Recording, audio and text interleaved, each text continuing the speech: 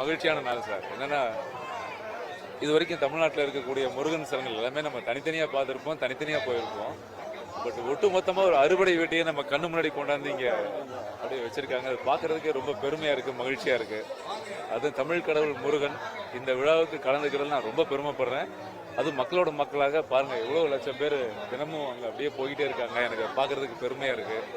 So ஒரு பூர்வ பிறவி பயனடைஞ்ச மாதிரி ஒரு நல்ல ஒரு உணர்வை கொடுக்குது எனக்கு ஆக்சுவலாக.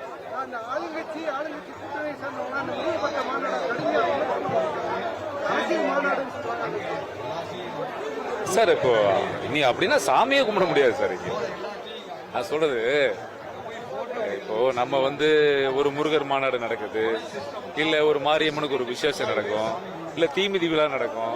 இது எல்லாத்தையுமே நம்ம அரசியலை பார்க்க முடியாது. இப்போ இந்த கூட்டத்தில் நிக்கிறவங்க எல்லாருமே ஒரு கட்சியை சேர்ந்தவங்க நினைக்கிறீங்களா? தமிழ்நாட்டுக்கு வாக்களித்த எத்தனையோ தாய்மார்கள் வந்திருப்பாங்க. அவங்க இந்த கட்சிக்கு தான் வாக்களிச்சாங்கன்னு சொல்ல முடியுமா? அவங்க ஒருத்தர் ஒரு கட்சியை வாக்களிச்சிருப்பாங்க. ஒருத்தர் விருப்பமா இருக்கும், ஒருத்தர் வேற வேற மதமா கூட இருக்கலாம். ஆனா என்ன விஷயம்னா, நமக்கு எல்லாத்துக்கும் அரசியல் வேறையா இருக்கலாம், ஆனா நமக்கு கடவுள் பொதுதானே.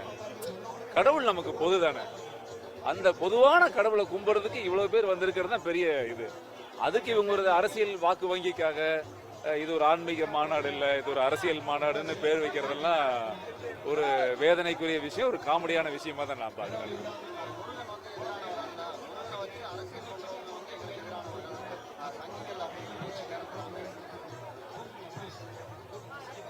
எனக்கு இந்த சங்கின்னு சொன்னாவே எனக்கு முருகர் கோயிலில் வச்சு நிறைய பேச வேண்டாம் நினைக்கிறேன். மனசு கஷ்டமா இருக்கு. இந்த சங்கினா என்ன சார்? என்ன சங்கி?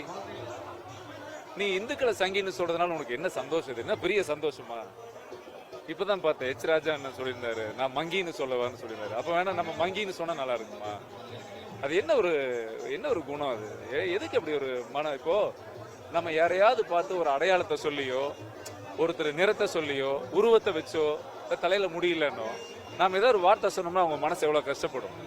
அதே போல இந்து மதம்ங்கிறது ஒரு மிகப்பெரிய மார்க்கம். அது நம்ம இந்தியாவில் இந்து மதம் தான் உங்களுக்கு தெரியும், நம்ம வாழ்ந்துட்டு இருக்கோம்.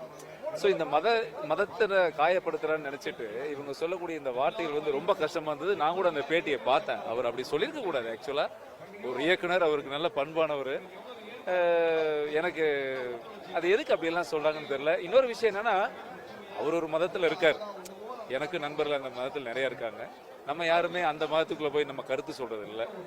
எவ்வளவோ இத்தார் விருதுக்கு நானும் போயிருக்கேன், எவ்வளவோ புனித வெள்ளிக்கு நானும் போய் கலந்துருக்கேன். அவங்க மதம், அந்த மதத்தை நாம குறை சொல்வதோ அந்த மதத்துக்காக விஷயம் பேசுறது இல்லை.